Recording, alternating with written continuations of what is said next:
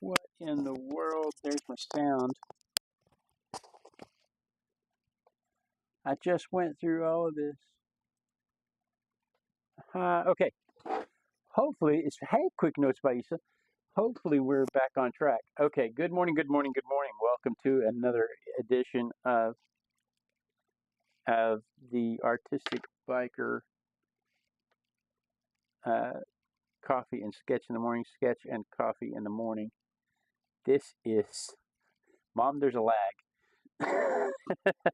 My mother is frantically telling me that my cameras are not turned on, that my sound is not working, and I certainly appreciate it, but there is a lag. Okay, so this is the time of day when we pull a random object out of the Random Object Randomogrifier, and we draw it. We draw it every day. We talk about it. Today we have Nefertiti. I'm just going to do a quick composition right here. Make sure that what I want to draw about Nefertiti fits on the page where I want it to go on the page. Because you want to make sure that you don't run out of paper. You don't want to start a drawing here and then find out that you've got to put the base of it down here. So you just do a quick composition to make sure everything goes where it goes. And that's pretty cool how that works. See, I almost ran out of room, and I think it's because I've got her head too big there. I think her chin should be about here. Her shoulders should be, well, her shoulders should still be about there. But that base then should be about right there. Once you get the composition in about where it goes, then you can come back in and start focusing on some details. Quick note by Issa is in France, having lunchtime, drawing with us. That's exciting. That's exciting. Let's have a little music. I don't think you guys can hear the music at all. I've been told that nobody hears the music but me. And sometimes it's really loud. But today, we need some music. I just rolled out of bed. 3 minutes ago, I just rolled out of bed. And so, I ran down the stairs trying to figure out where I was, what day of the week it was, what I had, if anything, planned. And no, I don't have anything planned. But I can tell you a little bit about Nefertiti. Nefertiti here was a queen of Egypt about 3,000 years ago. Nefertiti's name means the beautiful one has come.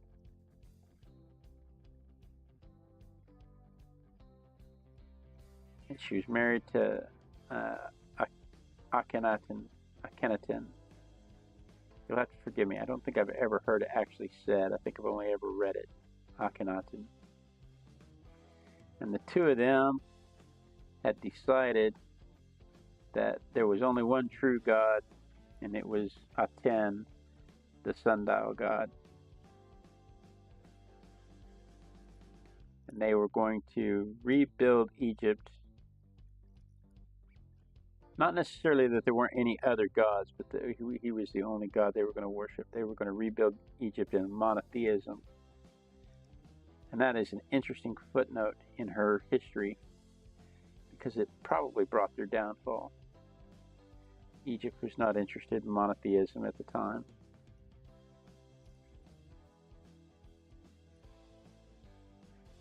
But they were going to worship Aten, the sundial, the sun disk god.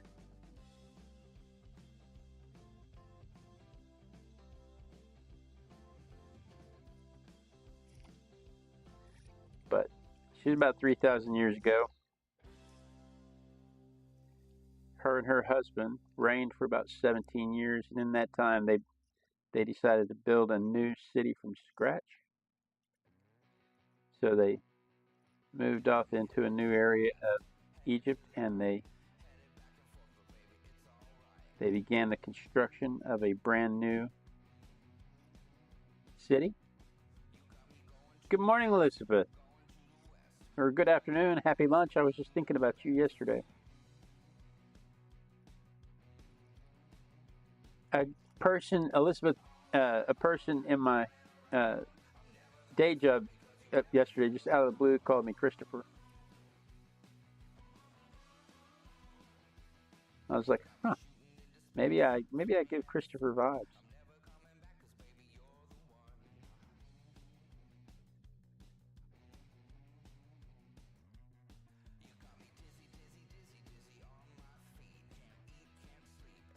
Anyway,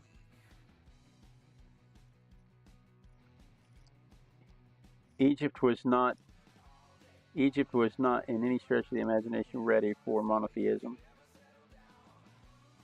But they built this city and they ran it and they had a beautiful time for about 17 years.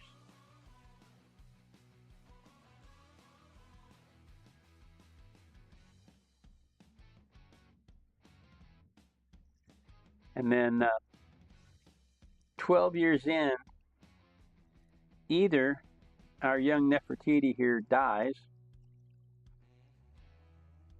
and her daughter takes over her duties as queen, or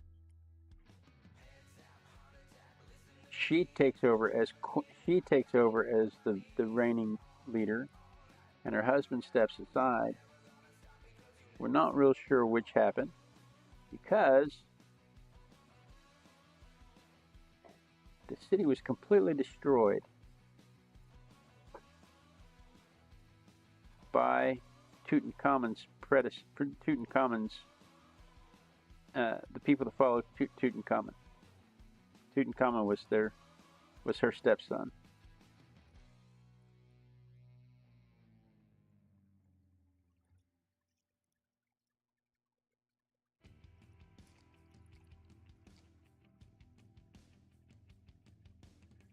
Elizabeth says she wasn't here yesterday. She had an outing.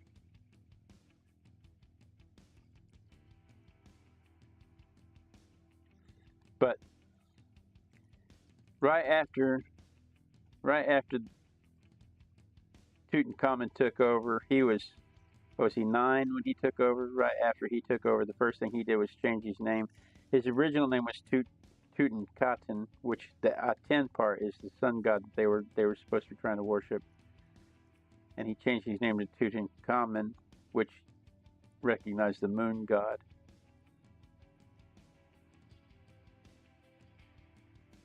But Nefertiti was not his mother, she was his stepmother. His mother was likely his aunt, because his father married his sisters, as happens when you're a god and you're a king.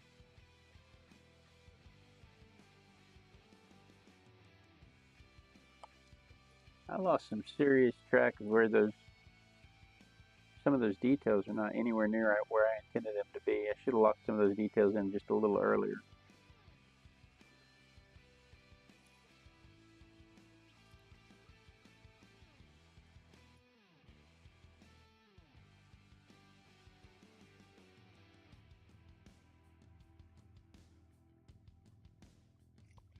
Hey, what? Let's rework that face real quick. That face got away from me early. She is quite beautiful. I watched quite a few documentaries about her yesterday, and I saw several of her. I saw several images of her, and I was just like everybody else, just completely enraptured by how beautiful her statue is, how beautiful this face is.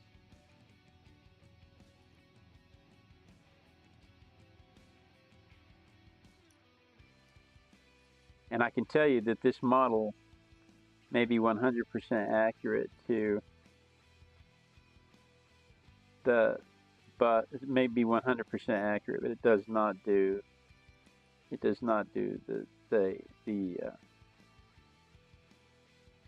Nefertiti justice,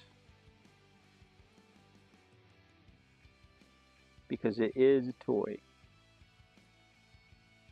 All right, I think we're ready for some ink. I think we're ready for some ink. Poet didn't know it. feet show it because they're long fellows. Okay.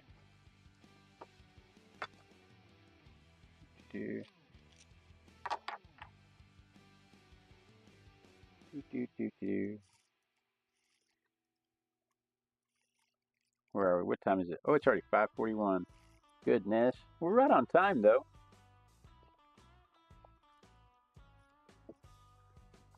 We're right on time. It just feels like, I just feel like I'm still running because, like I said, I woke up at 5:22 and said, hey, don't I have a show at 5:30?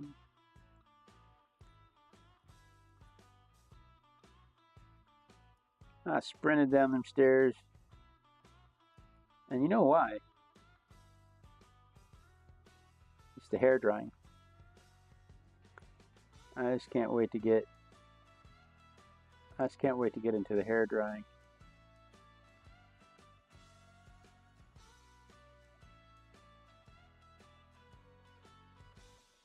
That is, without a doubt, my favorite part of this whole process is the hair drying.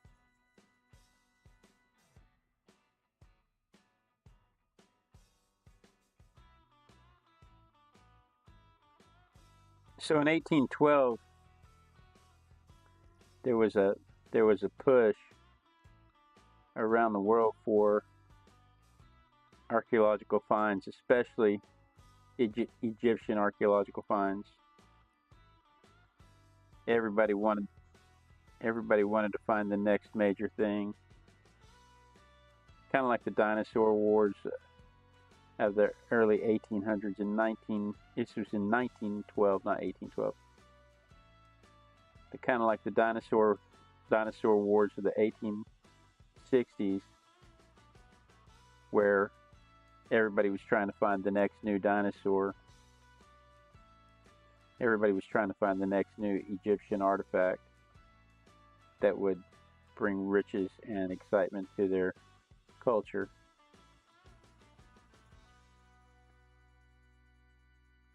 And the French, the English were occupying Egypt,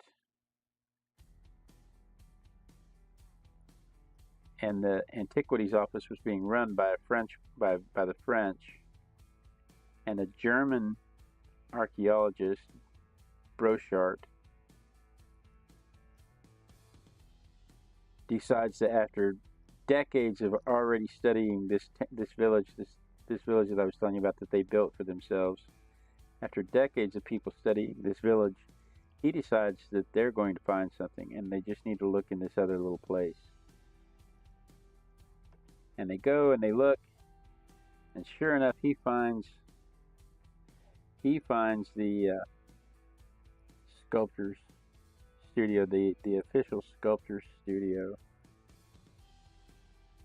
And in the official sculptor's studio, he finds several sculptures. He finds Akhenaten, the king sculpture,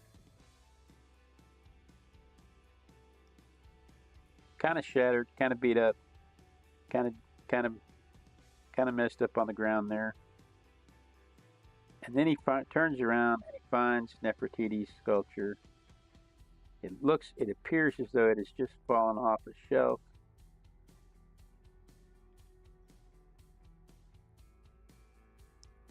And it is pristine. It has all the pigments on it. It has beautiful skin. It has a beautiful face. It is pristine. And he presents it. There's some royal dignitaries touring that day from Egypt, and he presents it to them. And they're excited, and photographs are taken, and the whole works. And the mystery is set in motion about how this beautiful, beautiful statue could have been lost to the ages and preserved so well. And all we know about her is from a few of the busts that are around, because this isn't the only bust. There's a few busts around, and there's a few reliefs carved into the walls, the collapsed walls of the city that they built together. And then we have the oral history that was written down later. And we forgot to spritz the watercolors. Oh my goodness. How do we forget? That's a staple. How do we forget to spritz the watercolors?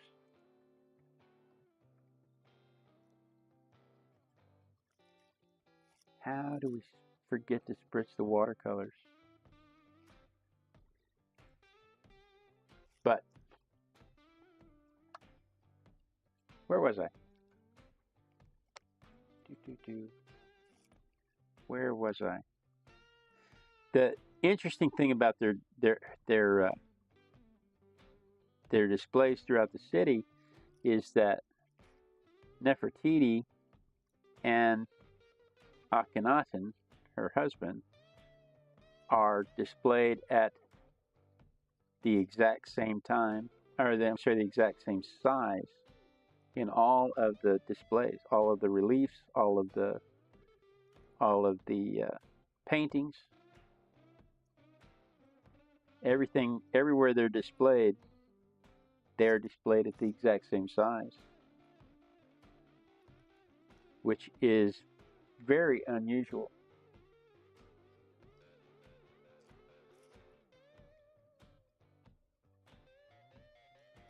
Very unusual indeed. And another thing that is quite interesting and captures the imagination of people is that many of their reliefs, many of the paintings of them, show them embracing with public displays of affection. Hey, Daniel O'Brien. I have kept all of my fingers. He's asking if we had a happy 4th of July. I managed to keep all of my fingers. It wasn't too bad, too loud here last night. We had a good celebration in the neighborhood. But it's unheard of for her to be drawn in the exact same size as the king, unless they co-ruled. So the thinking is that they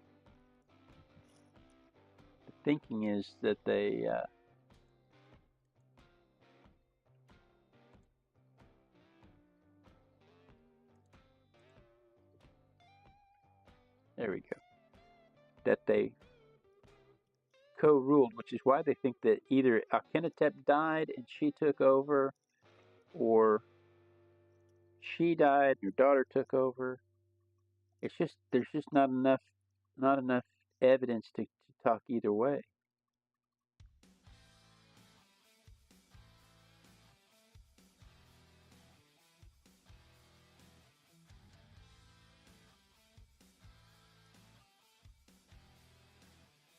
But it's a mystery. It's a complete mystery. And then in 1912, this Brochard character just finds this statue, this pristine statue.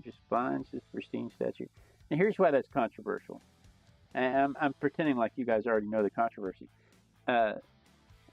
One of the things he wrote about prior to actually finding the statue is that he wrote about wanting to find and practice the artisan techniques of ancient Egypt. And so when he found the potter's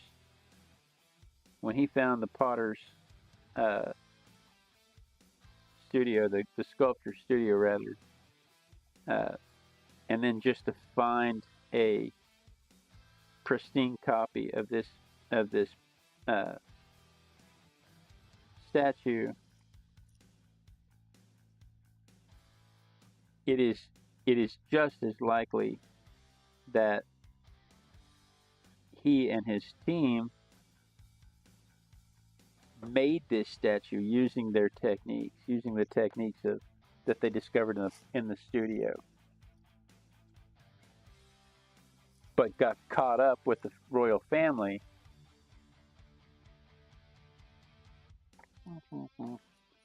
Excuse me, I had to drink coffee. But got caught up in the royal family because the royal family was there.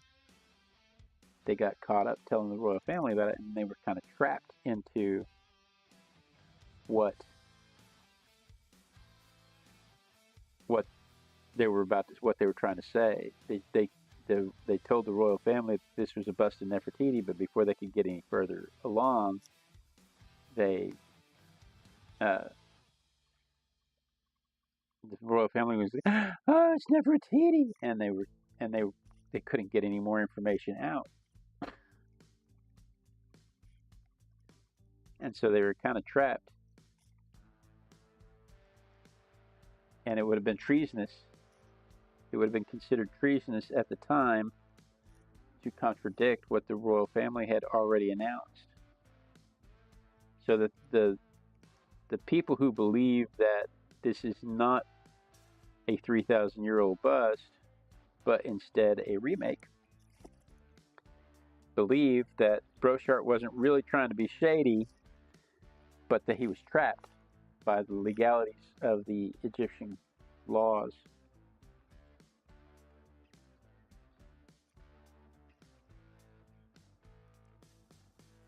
And couldn't change his story without risking going to jail or being executed for treason. And so for the next 12 years, they took this thing.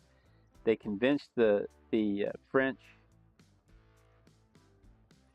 They convinced the French antiquities minister in Egypt. I'm not sure of his title, but they convinced him that this was not a queen. They just packaged it up, said it's not a queen. It's just a princess. They didn't show in the picture. They showed a picture without the headdress because they zoomed in on the face. They focused more on the broken ear instead of the more pristine face. They did everything they could to disguise the fact that this was a queen and not a princess, because queen royal family antiques are not allowed out of Egypt. But he needed to get this out of Egypt. And so he loaded her up. He convinced the French minister of antiquities that it was a princess and not a queen, and he loaded it up, and they hid her for the next 12 years in somebody's private home.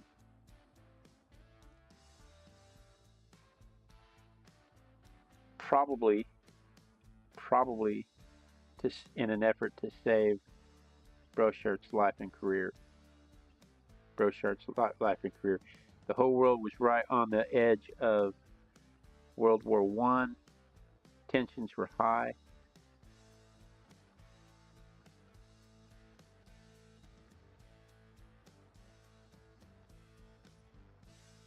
So there's a very good chance that this is a fake, that this is not 3,000 years old, and that he had to get it out of the country before anybody discovered it. It went to Berlin, and in the 1920s, Egypt was petitioning to get it back. They had discovered it because they had gone to Germany and seen the display. And Egypt was like, hey, that's royalty. You need to bring that back. That's part of our deal. And Berlin said, no, we brought it over here fair and square. And it's too fragile to move. We're not moving her. Let me dry this real quick. Because I know this is what you guys are really here for, is the hair drying.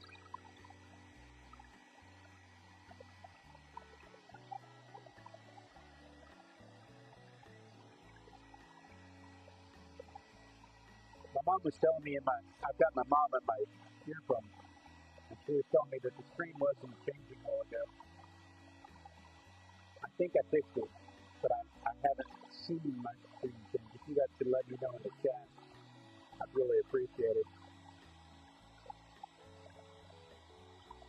sometimes something's wrong, like the screen not changing or the music's too loud, but it's not enough hair drying. You just let me know, because I'm here for you.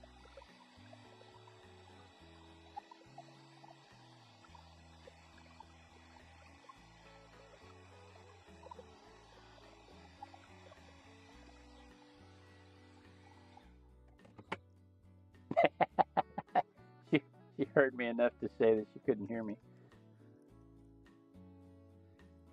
Can you hear me now? I feel like I'm making a cell phone commercial. So, and then Hitler takes over, and Hitler takes one look at this thing and says, "This is beautiful. She's obviously, look at how beautiful she is.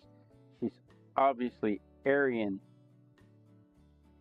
and declares that Nefertiti, a queen of Egypt, is obviously Aryan because of how beautiful she is. And he's going to actually build, he says after the war, he's actually going to build a museum dedicated to her, the Führer Museum. He's going to have a whole wing dedicated just to her beauty.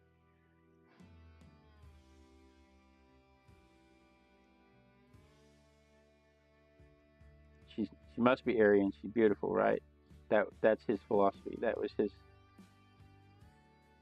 thinking. Completely discounting where she was found, any of her history.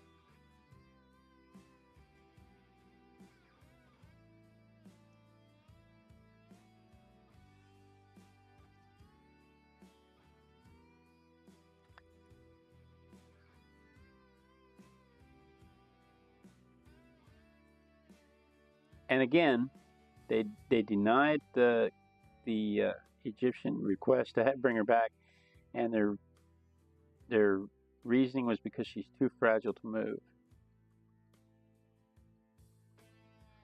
So after World War II, she comes under American control for a little bit, and then she's set back up in Berlin. And then here recently she's been moved again to a new wing of the museum, and the Egyptians are livid. If you can move her down the hall, you can move her to Egypt, where she belongs, is the argument.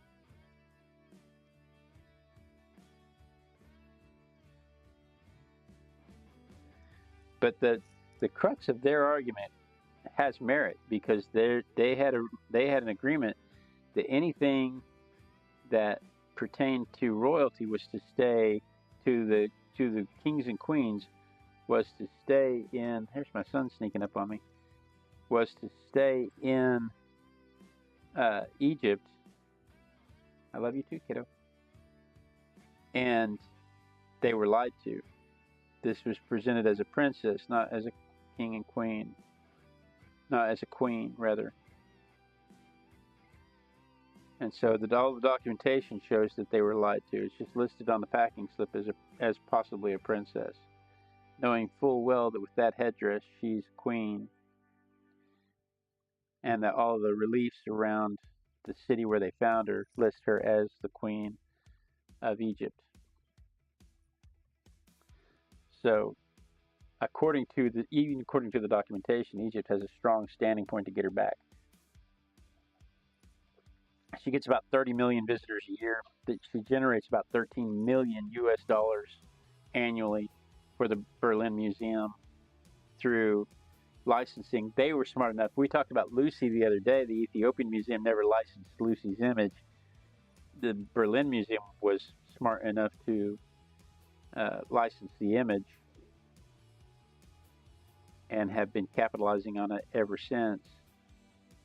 And they make about $13 million a year, either between direct visits or licensing deals with textbooks and historical books and toy makers. So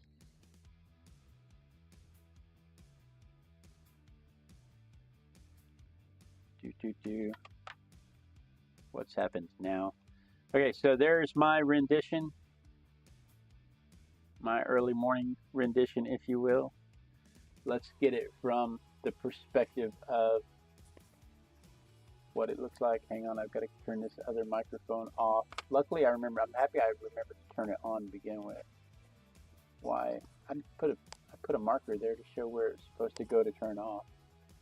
And stop that recording and safely eject all of this nonsense so that I can bring this camera down here and I can get a picture like this so that you can see it from my perspective.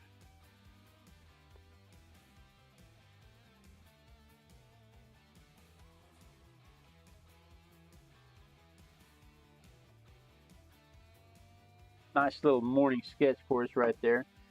Tomorrow, the little girl has picked a toy for us. Tomorrow, we have, it appears to be a wolf of some kind because it's in a little sea.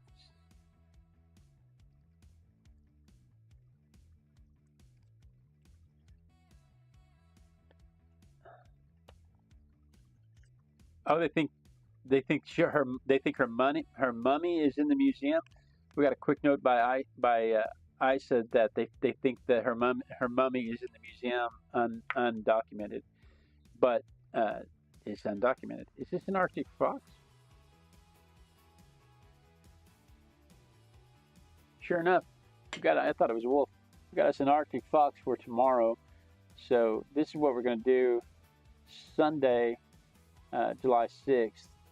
If you are watching this before 5:30 a.m. Sunday, July 6th, then that's what we're about to do, and just stick around, we'll get to it.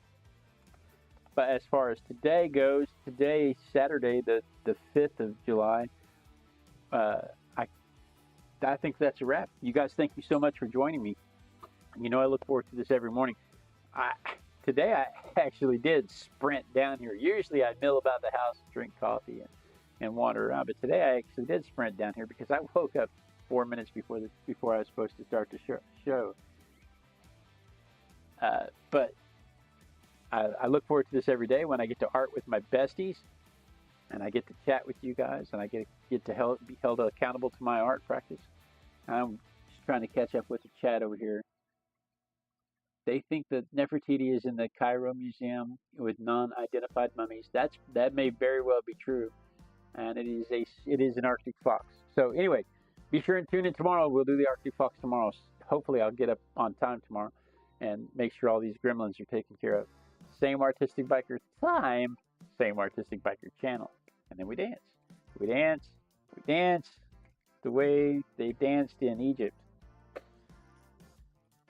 Yeah, that's bad. It's just from the Bangles song. Anyway, thank you so much.